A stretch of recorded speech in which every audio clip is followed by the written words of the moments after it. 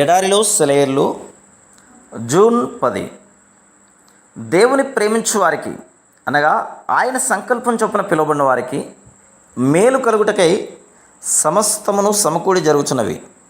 రోమా 8:28.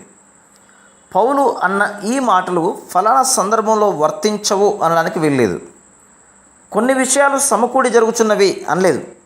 చాలా మట్టుకు అనే మాటే వాడలేదు. సమస్తమును అన్నాడు.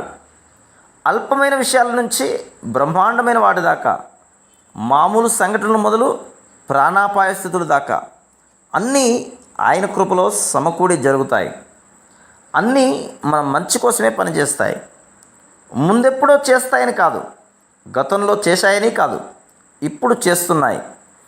ఆయన చేసే ప్రతి పనిని కోట్లాది స్వరాలు శ్లాఘిస్తూ ఉంటాయి. నీ తీర్పులు గంభీరమైనవి. ఆయన శ్రేష్టమైన నిర్ణయాలు నెరవేరుతూ ఉంటే నిలిచి చూస్తున్న దేవదూతలు చేతులు జోడించి, యెహోవా తన మార్గములన్నిటిలో నీతి గలవాడు, తన క్రియలన్నిటిలో కృపచూపువాడు అంటూ ప్రశంసిస్తూ ఉంటారు. 145వ కీర్తన 17వ వచనం.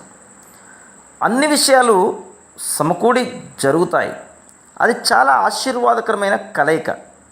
ఎన్నెన్నో రంగులు వాటంతటవే కంటికింపుగా లేకపోయినా వాటిని ఇతర రంగులతో కలగలిపితే అందాన్ని ఇస్తాయి.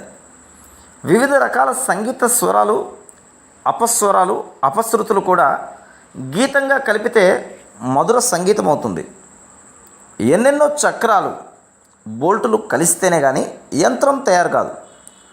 ఒక దారాన్ని విడిగా తీసుకోండి, ఒక నాదాన్ని, ఒక చక్రాన్ని, ఒక రంగుని తీసుకోండి, వాటిలో అందం కానీ ఉపయోగం కానీ కనబడదు.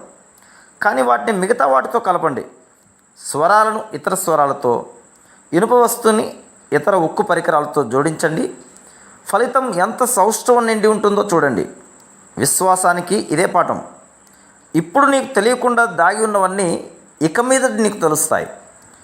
ఒక విశ్వాసికి 1000 శ్రమలు వస్తే దానిలో అతనికి మేలు కలిగించే శ్రమలెన్ని?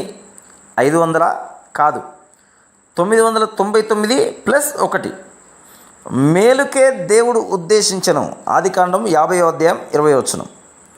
మేలుకే దేవుడు ఉద్దేశించాడు. జీవితంలో వన్నెల్లా పరలోకపు పసిడి నవ్వులా. ఏమి ఆదరణ వాక్యం! బ్రతుకు శాంతి దూతగా అనుదినం.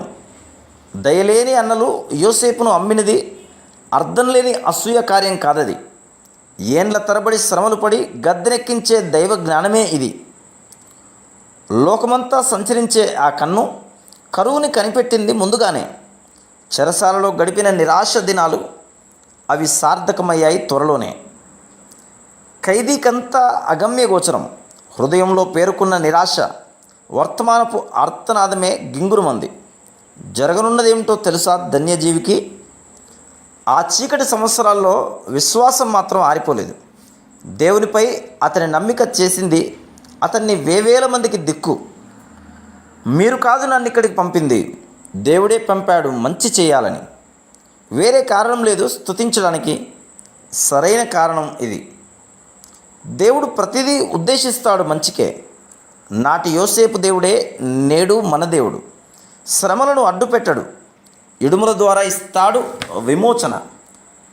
ఆదిలోనే అంతాన్ని చూస్తాడు. ప్రేమతో నీలో ఒక ప్రయోజనం చూస్తాడు.